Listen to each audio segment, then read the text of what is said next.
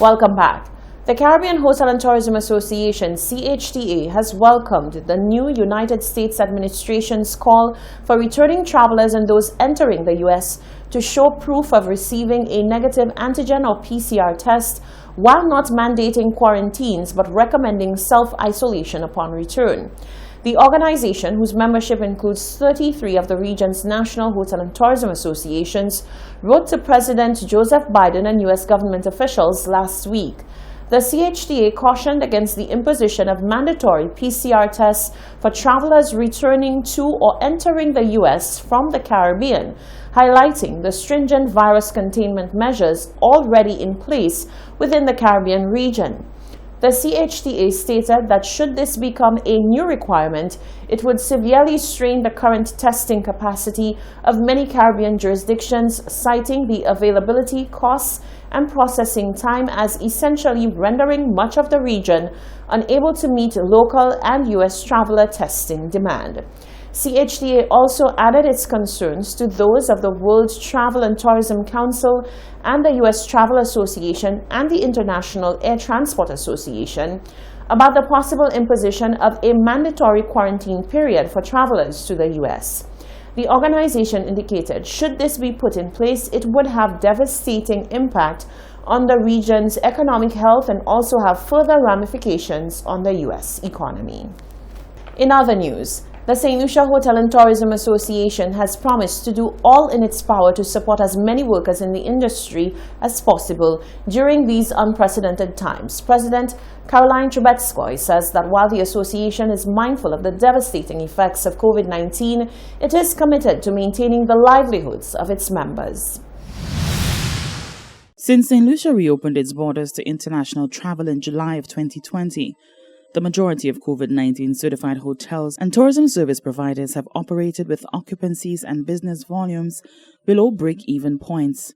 But despite making losses and not being profitable, President of the St. Lucia Hotel and Tourism Association, Caroline Trubetskoy, says that operators were able to employ almost 10,000 people. She says that by doing so, they were able to preserve the dignity and livelihoods of workers and their families. The industry has come under fire as being one of the places which has led to the entry of COVID-19 cases on island.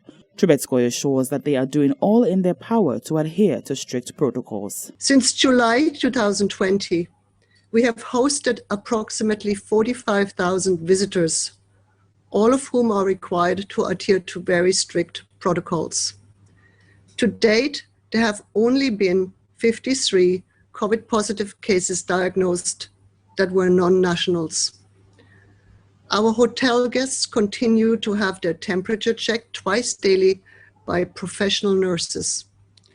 Also, visitors who were returning to the UK and Canada in recent weeks and prior to new restrictions being announced in these countries, and now also all visitors returning to the United States have to have a COVID test prior to departing St. Lucia. The association also advocates that U.S. carriers subject passengers to rapid antigen tests before boarding the aircraft to St. Lucia.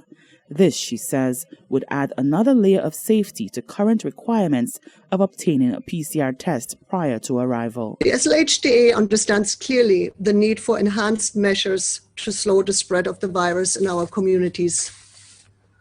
We agree that a zero-tolerance approach is best for our country. From the increase in COVID-positive community numbers over the past few weeks, it is clear that we must do a better job of adhering to the prescribed protocols, wearing our masks, physically distancing from each other, and washing our hands frequently. Unless we each take personal responsibility to do our part, our communities will not be safe from this virus.